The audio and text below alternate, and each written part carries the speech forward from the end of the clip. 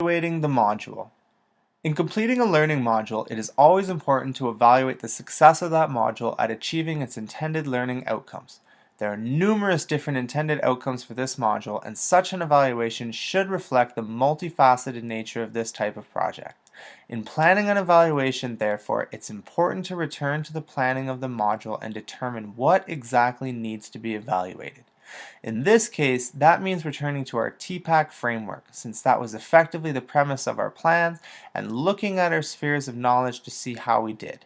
Due to the intense focus of this module on keeping student interest at the forefront, I also think that an evaluation of student enjoyment of and involvement in the project will also be useful, and I have an idea for a fun way to look at that as well. Let's begin by looking again at our TPACK model and thinking of how to evaluate our success within that framework. So, technological and content knowledge. The first domain up for consideration is our technological and content knowledge domain. In our initial TPACK design, we determined that this domain was essentially how well I knew the technology that I would be teaching. Were there any major technological holes in my design or areas where technological support would have been superior to theoretical support? Was there a lack of technical design? Was there too much technology in my design, or was my knowledge of technological tools too great for the purposes of my students? Am I too esoteric? Was my technological knowledge of websites for research, as in Wikipedia and kidrex.org, sufficient for the needs of the children? Were my volunteers able to help, i.e., was the technology mainstream enough to gain the support I needed to pull the project over the humps? By and large, this particular sphere is going to be a personal reflection that doesn't need any type of rating system. Just go through a checklist similar to the one above and be honest with yourself.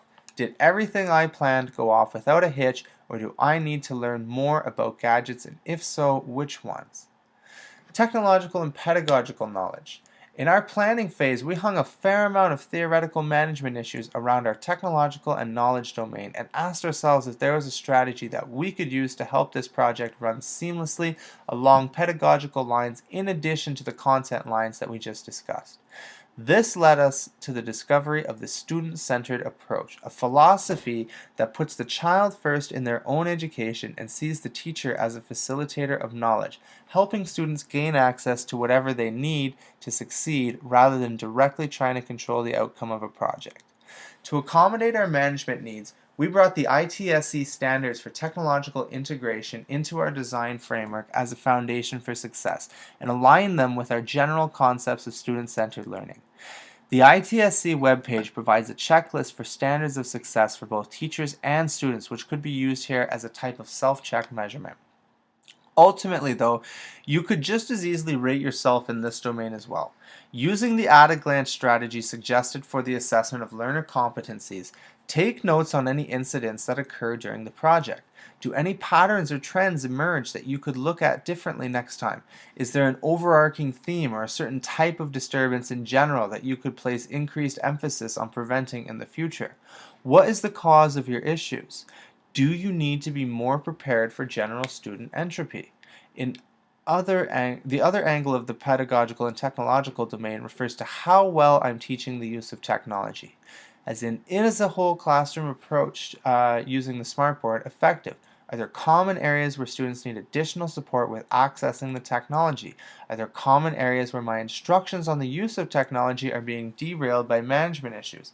Take notes on your lessons and study them for consistent issues to assess yourself. You could also throw this type of assessment to the students, asking them if there are areas of significant confusion or difficulty. Have your students fill out 2 stars and a wish for your teaching style to see what they think about your lessons. Use these evaluations. Finally, content and pedagogical knowledge. The content and pedagogical knowledge will be simultaneously the easiest of the 3 domains to assess, yet the hardest of the 3 domains to improve. This is by and large due to the nature of what we're assessing in this domain. Content and pedagogical knowledge refers to how well we are teaching our specific curricular objectives to the students throughout the learning module. Because this project is allowing the students to choose literally any topic they want, we theorize that we will have to rely on the pedagogical strength of our lessons within the general framework of our design to ensure that our objectives are being met. Since micromanaging the end result of 20+ projects to try and ascertain language outcomes is realistically out of the question, our objective therefore must not be to judge how well our students did with their language outcomes, but rather to judge how strong our pedagogy was at facilitating those outcomes. We already have a few assessment points for this particular TPACK domain built into our program. One is during the individualized conferences that I'm holding with the students and as they submit their presentations to me via Google Classroom. The other is during the final oral presentation of their work, which I will film as well in case I need to go back over my notes. As I suggested earlier, when evaluating literacy, what's important is to compare assessment of students' written and oral production in this project against earlier similarly intended written and oral language productions from that student, so maintaining that curriculum. Again, I just want to keep a simple highlighter system to help guide my observations. One last thing, I've always found that videotaping my own lessons is a useful trick. It can be quite painful to watch at first, but going over the data with a more experienced teacher that you trust will help ensure that your lessons maintain pedagogical potency as you develop your repertoire of good practices.